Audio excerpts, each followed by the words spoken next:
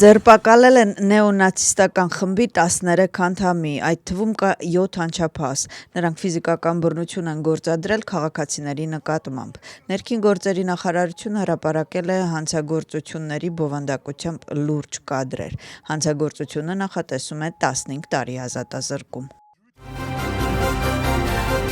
Էլեկտրաէներգիայի սակագինը բարձրանում է 5 թեթրիով։ Վրաստանի էներգետիկ հանձնաժողովի այսօրվա նիստում էլեկտրաէներգիայի գինը սահմանվել է հաջորդ 3 տարիների համար։ Նոր սակագները ուժի մեջ կմտնեն ապրիլի 1-ից։ Փոփոխությունները կանդրադառնան նաև մասնավոր հատվածի վրա։ Գնային կարգավորման հարցի շուրջ աշխատանքները ընթացքի մեջ են։ Խորհրդարանում հատուկ հանձնաժողովը հանդիպել է տեղագործական ներկայացության հետ։ Քննարկումը տևել է 3 ժամ։ Պատգամավորների հիմնական հետաքրքրությունն ու քննադատությունը արտահայտվել է 2 խոշոր տեղական արտադրողների՝ GM Pharma-ի և Aversi Rational-ի ելույթում։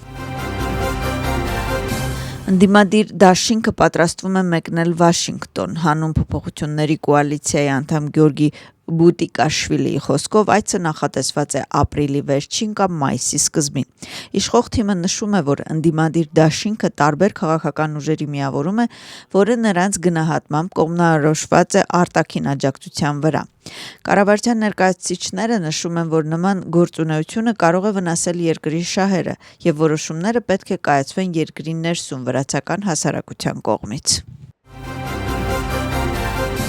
Վրաց եկեղեցու 142-րդ պատրիարքի ընտրության թեման ակտուալ է քաղաքական դաշտում։ Իշխող թիմը որոշակի ընդդիմադիր խմբերի ակտիվացումը կապում է քաղաքական պատճառների հետ։ Նրանց խոսքով եկեղեցու մասում խոսելը միտումնավոր արշավի մի մաս է կազմում և որոշակի խմբեր փորձում են պառակտում մտցնել ինչպես հասարակության մեջ, այնպես էլ պատրիարքարանում։ Սիոնի տաճարում ամեն օր հոգեհանգստի արարողություններ է կատարվում։ Տաճարը լեփլեցուն է եղել առավոտից։ Եկեղեցականները հերթով կարողանում են մտնել նորին սրբություն Իլիա II-ի գերեզման։ Պատրիարքի կողմից գահակալված եպիսկոպոս Շիոյի օրհնությամբ հոգևորականները 40 օր շարունակ կկատարեն հոգեհանգստի արարողություն երգիչների ուղեկցությամբ։ Տաճարի դռները բաց են ուխտավորների համար ամեն օր առավոտյան ժամը 8-ից մինչև երեկոյան ժամը 10-ը։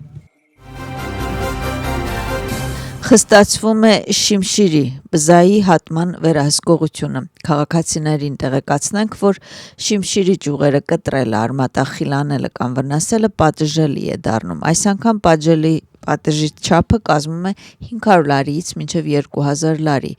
իսկ եթե շրջակա միջավայրին պատճառած վնասը գերազանցում է 1000 լարին, ապա դասակարգվում է որպես քրեական։ Երեկ անձը ձերբակալվել Նիկոլ Փաշինյանի վրա Երևանի Սուրբ Աննա եկեղեցում հարձակման փորձ կատարելու մեղադրանքով դեպքը տեղի է ունեցել այն ժամանակ, երբ Փաշինյանը իր թիկնապահների և այլ պաշտոնյաների հետ փորձում էր դուրս գալ եկեղեցուց։ Անվտանգության աշխատակիցները ճանապարհ էին բացում Հայաստանի վարչապետի համար, երբ մի երիտասարդ նրանց ասել է, որ ուզում է մնալ այնտեղ, որտեղ գտնվում է։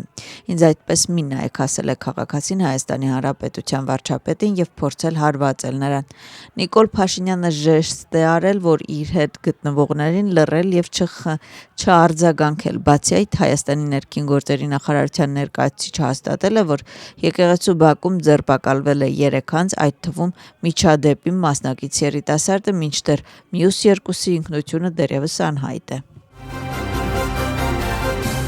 Տարբեր հավատքների ներկայացուցիչներին թույլատրվելու է աղոթել Երուսաղեմի Սուրբ Գերեզմանի տաճարում։ Այս մասին հայտարարել է Իսրայելի կառավարությունը քննադատական գնահատականներից հետո։ Վերջին մի քանի օրերի ընթացքում Իրանը բազմիցս բալիստիկ հրթիռներ է արձակել Երուսաղեմի բոլոր 3 միավորված կրոնների սրբավայրերի վրա և հարվածներից մեկի ժամանակ հրթիռի բեկորները ընկել են Սուրբ Գերեզմանի տաճարից մի քանի մետր հեռավորության վրա։ Ավելի ուշ Իսրայելի վարչապետը հայտարարել է, որ հանձնարարել է համապատասխան մարմիններին լիարժեք և անհապաղ մուտք գործել Սուրբ Գերեզմանի տաճար։ Եվրոպական առաջնորդները արձագանքում են Իսրայելի ոստիկանության որոշմանը։ Ֆրանսիայի նախագահը աջակցել է պատրիարքին եւ Սուրբ Երկրի քրիստոնյաներին։ Նա ասել է, որ Սուրբ վայրերում կրոնական ծեսեր կատարելու իրավունքը գնալով ավելի է սահմանափակվում եւ դա մտահոգիչ է։ Եվրամիության գերագույն ներկայացուցիչ Կայա Կալասը այս գործողությունը գնահատել է որպես կրոնական ազատության խախտում։ Թեհրանի հետ համաձայնագրի խզման դեպքում ԱՄՆ-ն կոչնչացնի Իրանի բոլոր էլեկտրակայանները, նավթահորերը,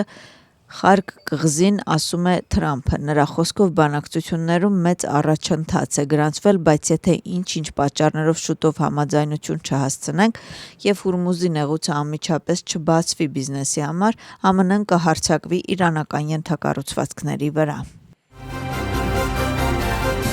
Բանակցություններ են տեղի ունեցել Պակիստանի, Թուրքիայի, Եգիպտոսի եւ Սաուդյան Արաբիայի արտաքին գործերի նախարարությունների միջև։ Քննարկվել են Հորմուզի նեղուցի բացման հետ կապված առաջարկները, որոնք ուղարկվել էին Միացյալ Նահանգներ։ Աղբյուրների համաձայն Թուրքիան, Եգիպտոսը եւ Սաուդյան Արաբիան նշում են նեղուցում նավագնացությունը կառավարելու համար համատեղ կոնսորցիումի ստեղծման մասին եւ նաեւ առաջարկում են Պակիստանին մասնակցել դրան, չնայած աղբյուրները նշում են, որ այն պաշտոնական հրավերը չի ստացել եւ չի մտադրվում միանալ։